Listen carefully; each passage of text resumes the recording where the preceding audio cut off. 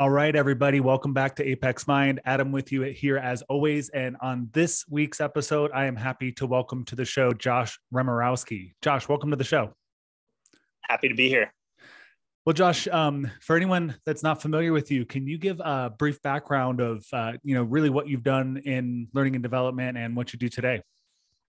Yeah, I started my career in learning and development probably before corporate America. I would say I was a high school baseball coach at one point in my life. And that's really where I learned how to teach and guide and deal through challenging situations because young kids don't like to listen very much. And when you're teaching them how to do something as difficult as baseball, that's all about failure, really helps you kind of learn what works and what doesn't. And that's really where I found my passion for merging, learning, performance, and overall developing the human being at a really young age.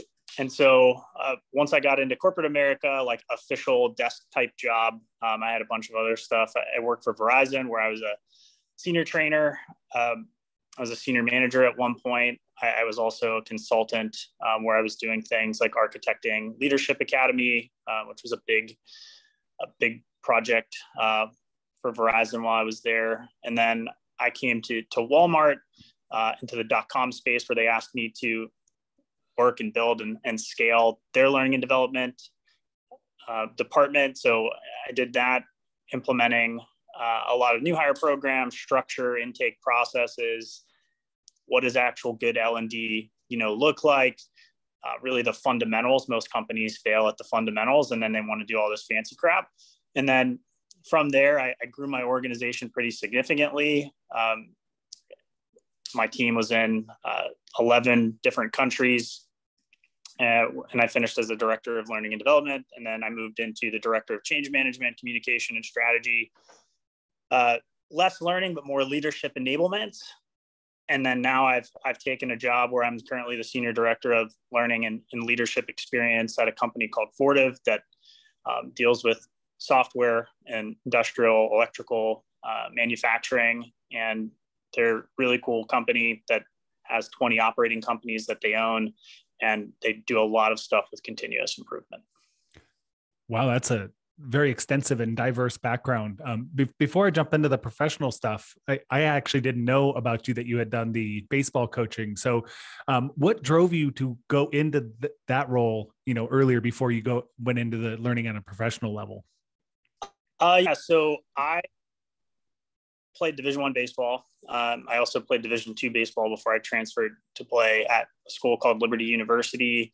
I got injured, and what better thing to do when you're injured than start coaching baseball? So I coached it's called Liberty Christian Academy. And for me, I just thought it was a great way to use the things I've learned through life and also from the lessons I learned from really bad coaches that I had that treated you like trash, didn't really know how to connect with people, and were more focused on their own ego and what they thought was good versus like learning more deeply about the individual to, help them develop as a person so that they can develop, as a player. And I take that into what I do into my career. And so I really wanted to see how I could apply that at different levels. I coached 6th and 8th graders. I coached, 9th through 12th graders. And they're both very different. And then I used to do a lot of private baseball lessons at that time, but that's really what got me into it, was being injured. And I just think, anytime there's a roadblock or thing in life, that doesn't have to be like your stopping point. It's probably telling you there's something else you need to do or go, and what can you learn from that? So that's how I got there. And, I thought I was going to be a baseball coach is really what I thought I was going to do with my career. That is not the case. Yeah. I like the pivot. But I also like that one thing you said there was that you had recognized bad coaching and that's what drove you to want to do it better. I have a very similar story. I felt that way in high school where I didn't feel supported by my teachers and I kind of fell out of education as an adult, I started seeing opportunities to improve that. And that's something, we've known each other for a long time. And I've always known that about you, that you you want to, I even heard you mention learning performance, developing humans. It's always focused on doing the best and helping other people to do their best. And what did you take from that time? You mentioned that you brought that into your professional career. So that time teaching younger people baseball, what did you bring from that into the professional teaching world? Yeah, I think a lot of it is team first mentality. Some people will say we, not me. The thing that I typically communicate to my team or the teams that I've led specifically recently is faster alone, but further together. And really it's like, yes, you can do great performance, or maybe you're a great individual, coach or player, but it doesn't matter how good of a coach is if no one's following you. And so really I learned through that faster alone, further together is kind of how can I bring people together? How can I put their development and well-being in a lot of cases as a leader above my own? And, John Maxwell, who's one of my favorite leadership people to listen to, talks about, a good leader gets people to believe in them. A great leader gets people to believe in themselves. And I fully believe that. And so really learning that with kids and seeing when they actually believe in themselves, whether it's a sixth grader or a 12th grader that doesn't know when they want to be when they grow up and their parents think they should, which is also ridiculous, truly believes in themselves, they can untap capabilities that they didn't imagine was possible. And I've brought that into the corporate world, how I approach my teams and how I lead people. I focus on how can I get people to believe in their capabilities, because most of the time they're their biggest blocker to their success. And if they just learn to get out of their own way, they have untapped potential that will allow our team to be better, that will allow my job to be easier, and will allow them to impact the organization in a way that they didn't even realize. Yeah, absolutely. Something I say a lot is help people to be the best at whatever it is that they do. And it sounds like you're helping them to unlock that confidence and that ability. One other thing that you mentioned there that I want to touch on is you said that when you were at Walmart, obviously the biggest company in the US, you supported people in 11 different countries. And I know I've supported people all over the world too. And it's sometimes a challenge to, cross the cultural barriers and to make sure that you're addressing people properly, in different areas of the world. So what did you take from that experience as far as, driving performance to people in different cultures? Yeah, I think the big thing is not bringing your old operating framework to the table. So my operating framework my entire life is I speak English. It's my first language. It's what I know. So when I speak to you, it makes sense to me. But that is not the case for other people when you start going into these other countries where English is their second language, sometimes their third language, depending on how multilingual they are. So for me, if I can get rid of that old operating framework and approach it from what do these individuals actually need to be the most successful that they can be, it really allows you to target and tailor your content, I think, overall just a lot better. So you might realize that certain groups need empathy training and other groups don't, because certain countries might have more empathy and other countries might not. And that could just be a cultural thing. If you don't start paying attention, though, you'll never know. And you'll give more empathy training to people that already probably give too much empathy. And you're going to wear out maybe a customer, or maybe you're going to teach poor, leadership skills, whatever it is. And then also when you look at support content, whether it's support content for leaders, frontline workers, whoever, is it even at the right reading level, for someone that doesn't speak your language? Because yet again, for you and I might be fine if it's at an MBA level or a high school level or whatever, but someone else that might not read at that level, that doesn't mean they're not smart. It doesn't mean they're not capable. It just means if we want them to do things as fast as we say we want them to do, are we even providing it in a manner to which they can do that? And is what the accountability level we're holding them to, real? So really that changed my whole kind of scope of how I approach things, to how can you simplify learning? How can you simplify support down to, the lowest common denominator and give it to people in an easy, consumable way no matter what walk of life. And then if you need to make those those customer curated changes, do it. But you have to know enough about the people and care enough about the people in your organization that they are different than you to make those changes work. Yeah, that last thing you said there about simplifying, I think unfortunately too much in the learning space, people overcomplicate things. And not to diminish anyone who's got more of an academic background that comes into the learning space, but I think sometimes we focus too much on models and studies and making these proprietary things. And a lot of times people just need help doing something very simple. Even outside of the US cultures, even people in the US sometimes just need things to be done simply. And that's very true. One thing I noticed when I was working with folks outside the US is got to be really careful about your idioms and analogies too, because we use them so much and maybe we don't even realize that they don't make sense to folks outside the States. 100%. What would you say, you've moved into a lot of roles in your career where you've assumed more and more responsibility. You say most recently you've taken on a senior director role. So what would be the top things you've attributed towards that movement and taking on roles with more and more responsibility? Yeah, I think my focus has always been impact and influence. So like, if you want your career to grow, then you need to do things that make an impact, and you need to find ways to influence an organization. And too often people are waiting for someone else to come with a plate to the table, set it in front of them and say, here you go, kid, go to town. Yeah. All the feasts of the world's in front of you. But we need to be willing to have actual aim in what we do and go on a hunt, right? So when you think about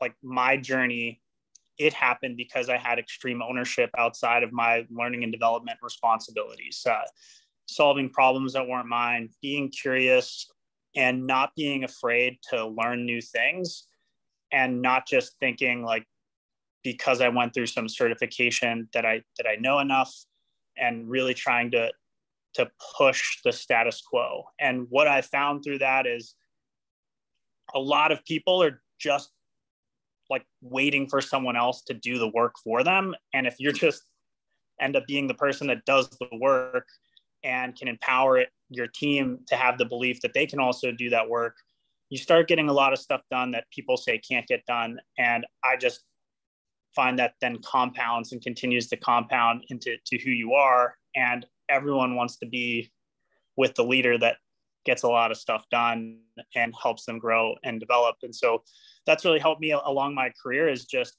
doing that and building my own brand through doing that. And then it allows other people and other leaders to entrust me to go do something else, right? So when I went, to Walmart and started building my career there and started, doing things outside of my scope of responsibility and helping them solve business problems that maybe they were struggling with, that entrusted them that when I went for a role that was outside of my typical scope of support and career trajectory, to give it to me because they trusted I would do the things that were required. I would be thoughtful. I would be curious, and I would do it at a very high, level. So I think that's really what it is focus on those areas you can make impact and influence, be curious, and quite honestly, like, just don't worry about what your job description is, because that's, in my opinion, if that's what you're focused on, then forget career growth, because you're already limiting yourself and putting yourself, behind other people that aren't worried about that. They aren't worried about having permission to do something awesome. Yeah, absolutely. A lot of folks who might be in a training role or an instructional designer role, if they only deliver training or they only design courses, they're never going to move out of that role. And I'm sure you and I both know a lot of people who will stay in those types of roles for decades because they don't branch out. They don't take on those responsibilities outside of their job roles.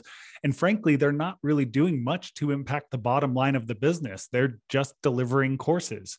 And courses are a part of the solution, but they're certainly not the entire solution or at least very rarely are they the entire solution. So that's great advice.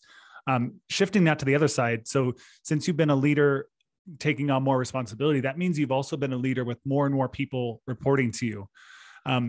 Something that seems unfortunate about the L&D space is a lot of companies don't have dedicated development paths for people in their L&D orgs.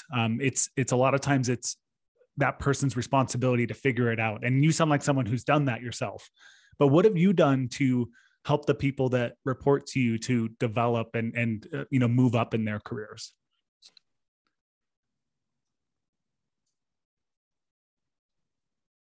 Did I lose you? I'm still here. Can you hear me? I can. So Okay. You're saying a lot of people don't get development pathways in their L&D orgs? Yep. Yeah. So just what have you done to develop the people that report to you in their careers? Yeah, so it goes back to what I was saying earlier. Really, I've focused on developing the person, not the position, because your L&D position today is not going to be what an L&D position is 5 years from now or 10 years from now. It might not even be a position at all, right? So for me, it goes back to how do you get people to believe in themselves? How do you understand what things are holding them back? And what I've really found out through doing that is, a lot of people carry baggage from their personal life into their work life, and you can take the horse to water, but it doesn't mean they're going to drink. And if you can really help them get through whether it's trauma or belief system, victimization, where it's everyone else's fault and they have no ownership and aren't able to confront the actual truth that, they need to do some of the work, and it's not always the leader's job, right? The leader can show you the way, but you still have to walk the path. I found that to be the most rewarding thing for helping people go to the next step in their career, because they start understanding they need to develop themselves personally and professionally.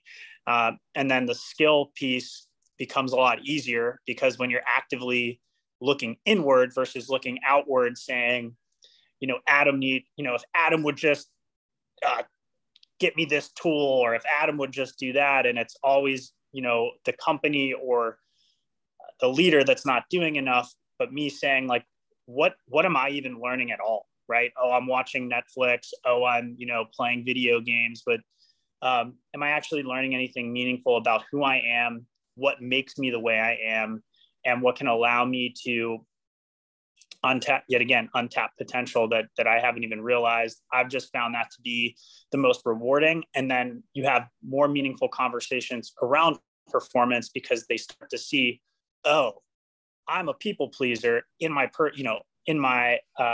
personal life. And that's why I really struggle with saying no at work.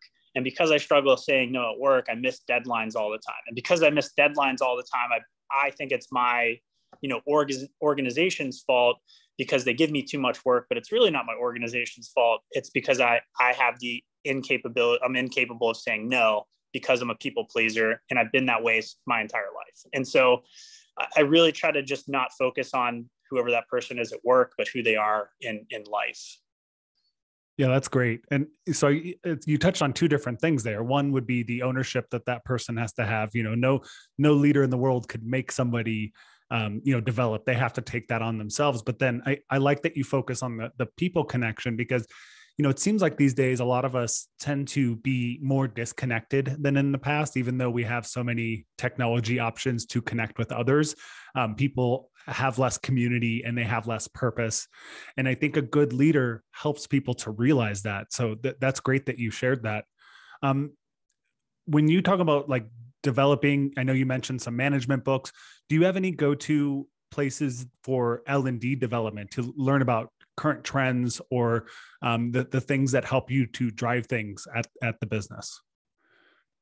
Yeah. So obviously there's a lot of L&D trends, a lot of things that people throw out. Gamification has been one that's been thrown out for like the last 10 years, I feel like.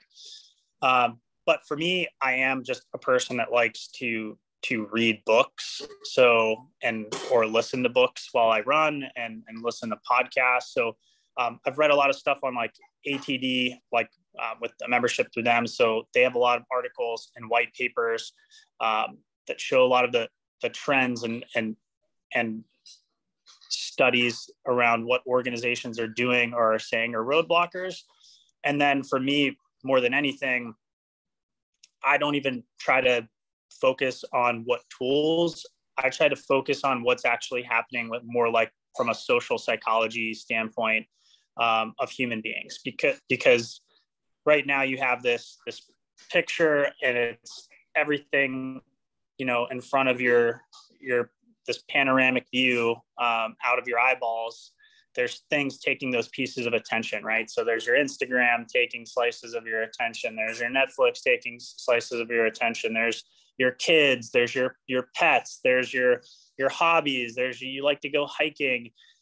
So where's work, fall into that? And it's how do you maximize that attention for people, at work? Because now with them working at home, that sliver, I think, has got even smaller to keep people, engaged in whatever you're doing. And so for me, I'm big on micro learning and I'm big on storytelling. So I think no matter what technology you use, if you don't understand how to tell a story, no one cares.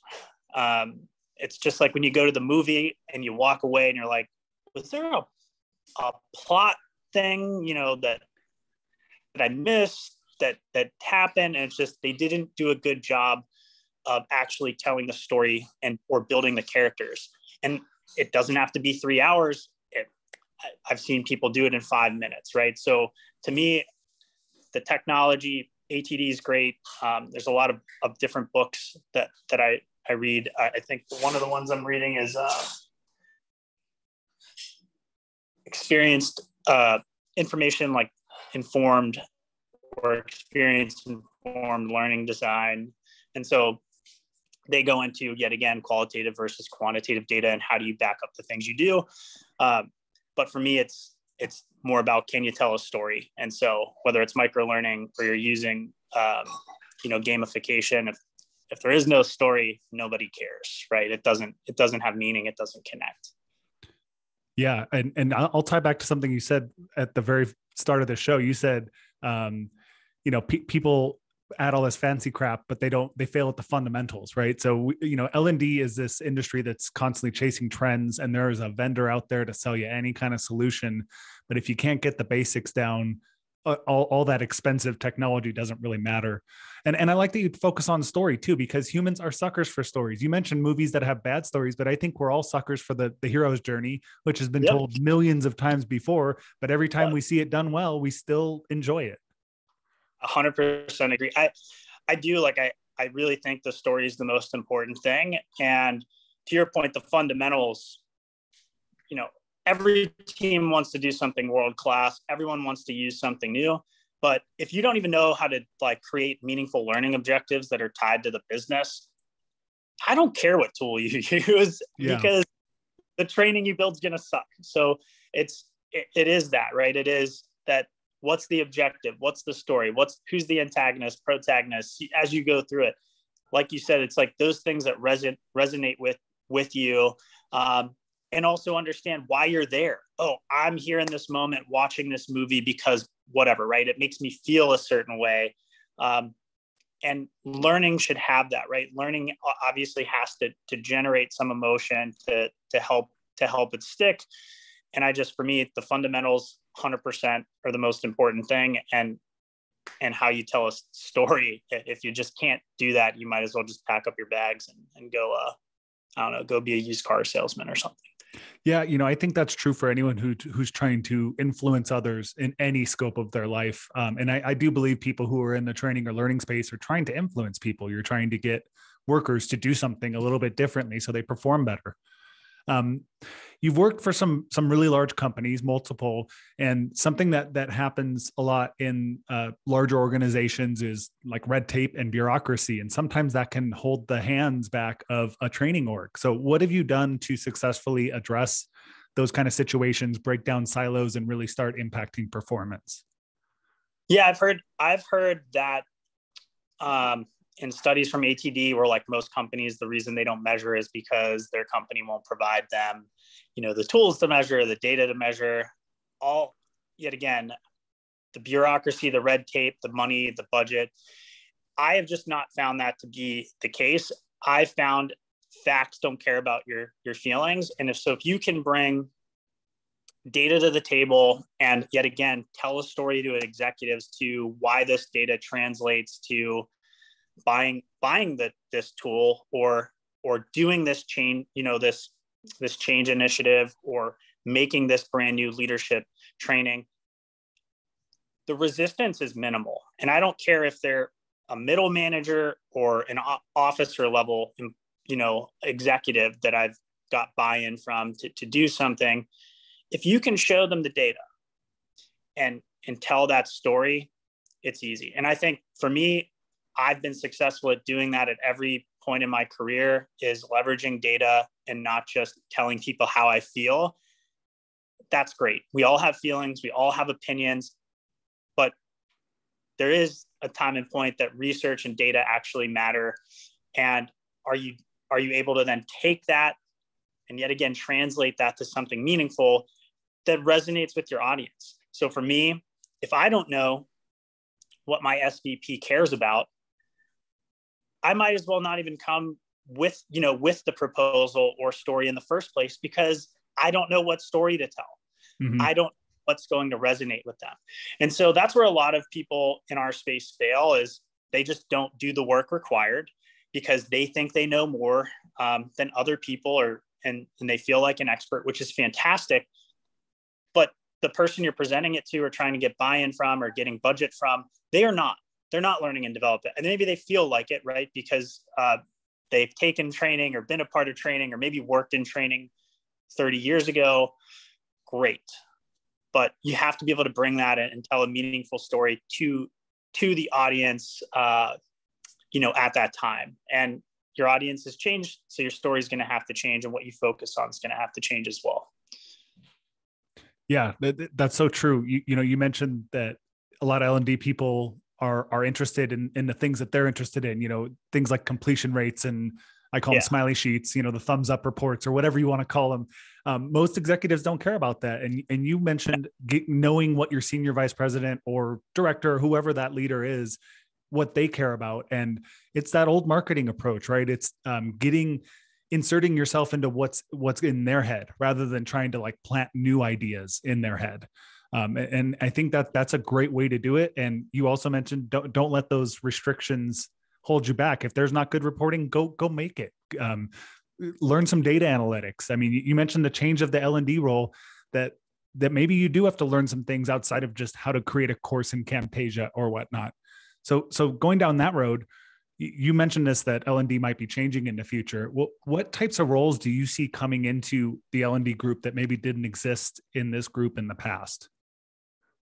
I think figuring out how to meet people where they are with learning is something people talk about, but no one really knows how to do. And so for me, I think AI and how that integrates into the workplace, and everyone gets so scared about automation because they think it's going to eliminate their job, but it actually could transform their career, right? So if you can learn how to do those things that allow, AI to transform even what I'm consuming in the moment based on the decisions that I'm making, you're going to transform all the things that learning professionals struggle with, right? Which is curated learning paths, changing, training as the business changes so fast. All of those things, I think AI, automation, machine learning are the future of learning and development.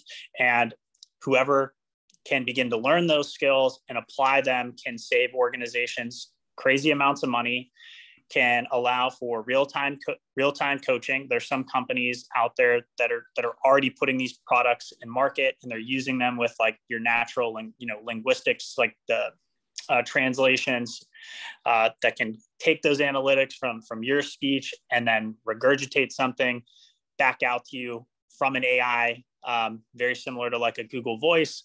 And that's just today. right? So if you flash forward 5 years, it's not just going to be like this voice. It's going to be virtual people. It's going to be virtual situations that can be rendered real time. And I do think that's the future, and it'll change training. Now, whether it takes 20 years there to get there or 5 years to get there, but I think people learning how to do those skills, how to apply those skills in a meaningful way so that they tell meaningful stories. Because at the end of the day, to me, it's all about storytelling. It doesn't matter how cool something is if there's no story behind it. You'll just be another, Tamagotchi pet or whatever.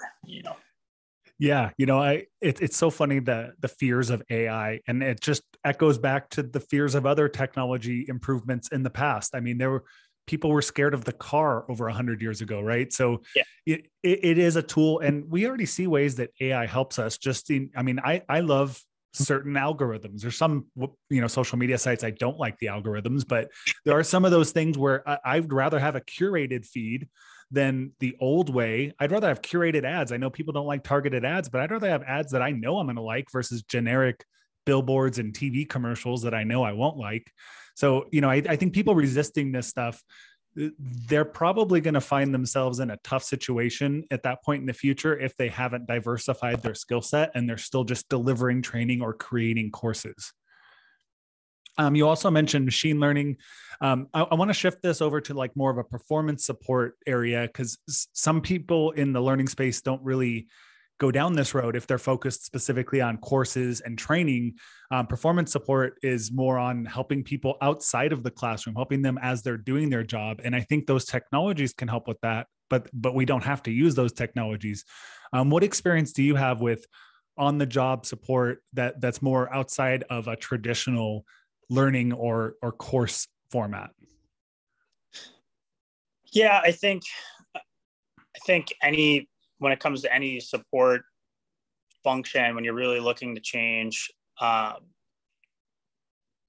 performance, it's about changing the culture. So like you might execute on XYZ and do your boosted learnings and leadership coachings and one-on-ones, or maybe have executive messaging or whatever, but do you even have the right culture in place to drive that change in performance? And for me, that's why development and performance have to be so closely mirrored together. And what I see work is when you focus on the human side of like when you're digitizing things that are supposed to drive change and have meaningful follow-up. So I tell you something's important and we launch it because it's supposed to improve your performance, and I'm going to hold you accountable to that performance, but then it's like dust in a wind, right? We don't ever talk about it again. And so I think really what I've seen work is when you have buy-in organizationally that you're going to shift the culture around those performance metrics or around those performance behaviors, and continue to meet and continue to drive and beat the drum for the next 2 years or whatever it is. And everything around your core values and things are tied into those performance metrics and KPIs, your meetings, your trainings, and people might be like, oh, we're talking about this again. But if you don't make it like apparent that it's important, then people aren't going to believe that it's important, and they're not going to then take it seriously. So I just think really having that reinforcement, and it can be done in many different ways, but I think it has to be tied to your greater mission, your greater why, and where you're going, right? So it's one thing to just increase sales by whatever, but why are we doing that, right? Is it for shareholders? Do the people in your organization even know why shareholders are important? Do they understand how the stock market works for a publicly traded company? Are you a private company that's backed by private equity that they need to understand, yes, I'm working here and investors are investing money so that we can get better performance to get bought by a public company or go public, and begin trading and have more money to invest back into the business. So I think just communicating that why and reinforcing those things is what I found most successful. The problem is most companies don't do it because all they're focused on is that piece I was talking about earlier, which is faster. Let's do it fast, launch it fast. These are our KPIs. Your salespeople go slay the dragons and drag the meat back home, which is great. And then no one else in the organization can actually execute on the things that they're selling because there's no reinforcement. And then by the time you do, you got to change everything again because the market's changed. And then you get into this change fatigue cycle organizationally. So I just think it's really faster alone, but further together. Organizations focus on what does it look like for the entire culture of the company to rally behind these performance metrics, rally behind these performance behaviors.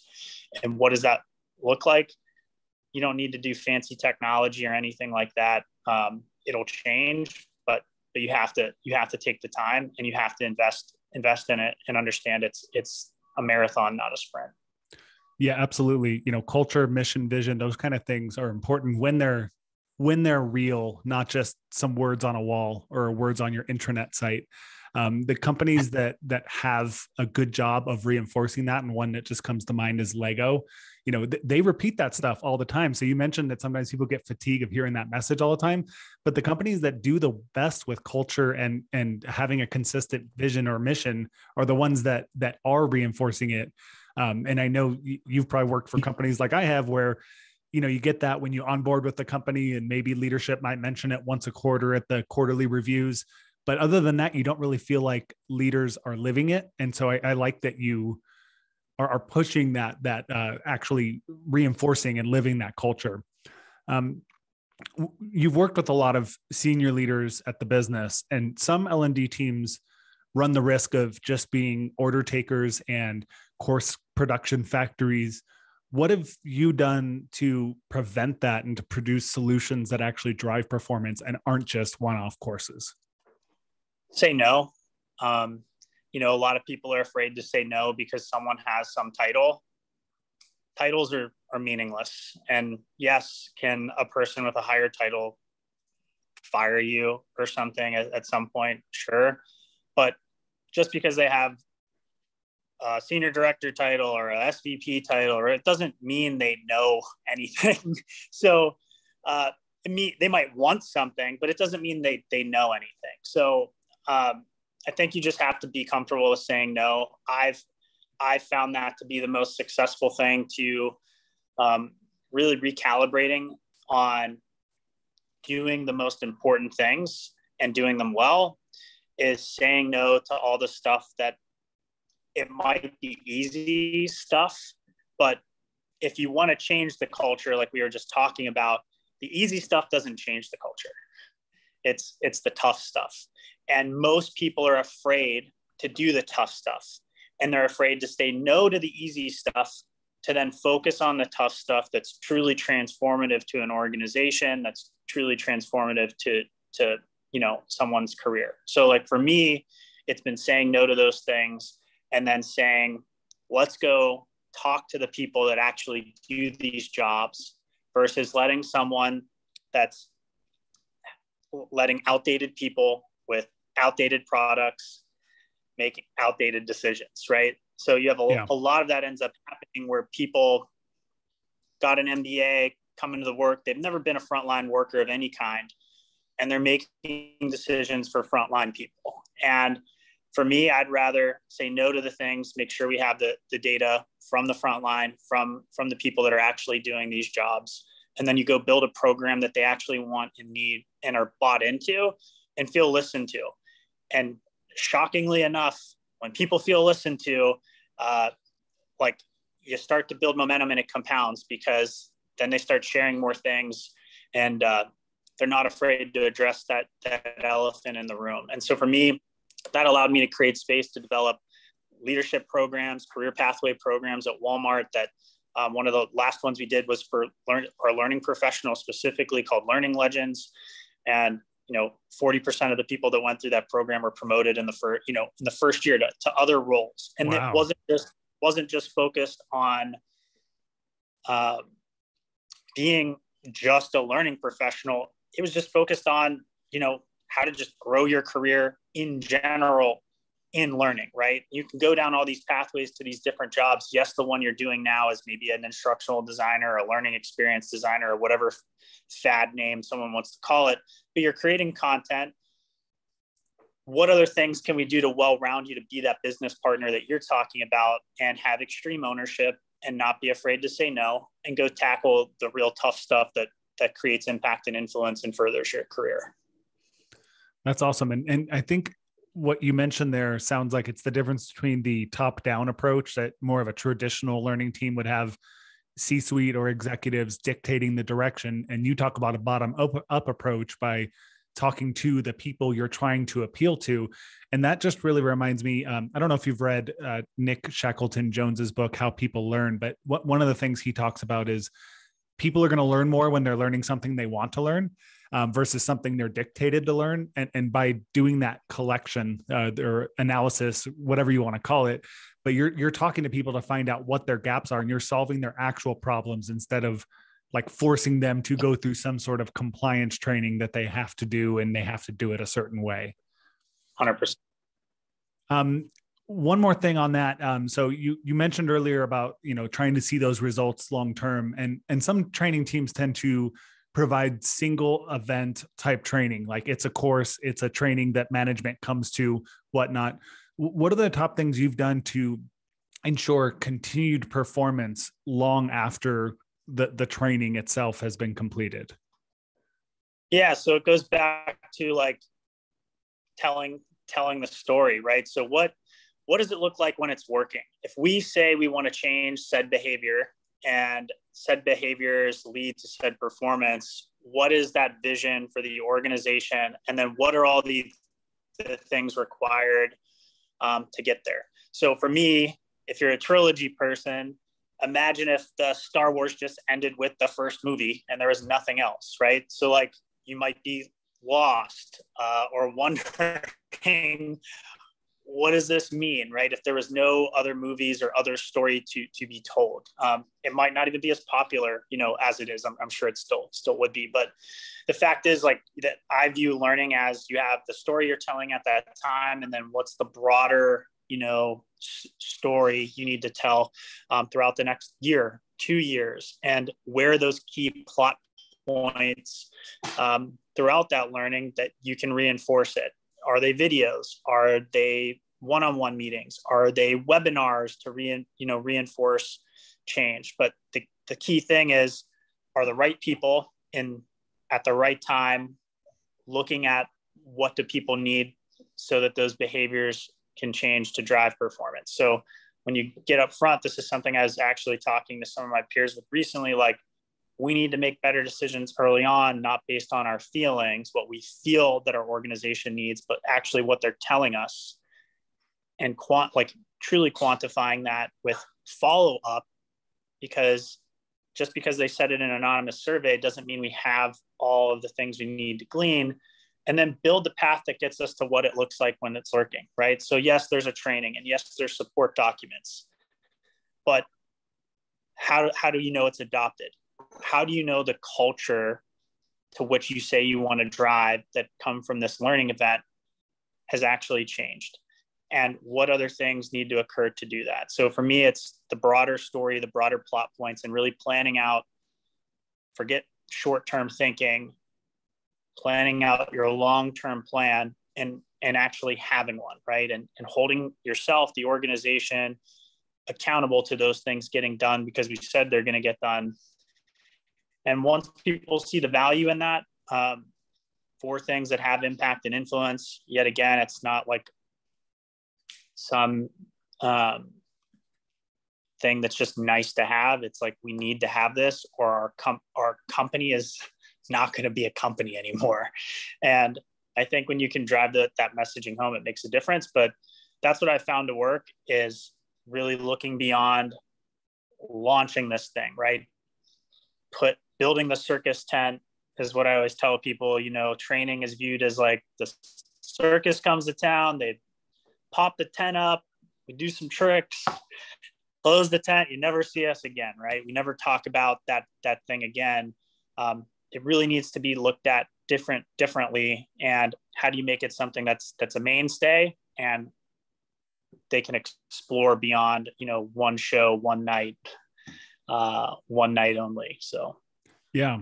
Yeah. I know some of the most impactful projects I've worked on have either been because there was a follow-up coaching process after the training, or there was like a support group that was run through Slack that people could use in the job, something that's really not a traditional training solution, but that was the thing that gave the long-term impact more than just that course that was produced.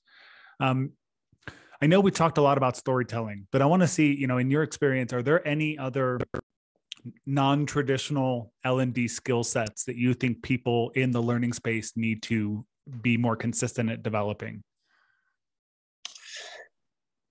I mean, I think just understanding how an organization works is where I've found a lot of L&D professionals struggle. Like, they don't understand budgeting. They don't understand how, different executive roles and what they actually do versus what they think they do.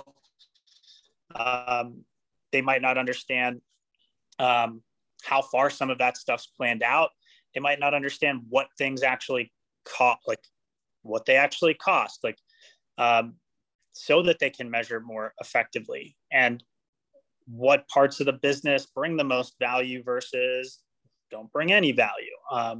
What's corporate learning, versus maybe more functional skills-based learning. So I think a lot of them, just in my experience working at quite a few different companies, 3 large companies now in learning and development, but I've worked at FedEx, I've worked at Comcast, I've worked at DirecTV, I've worked at Verizon, Walmart, and now Fortive.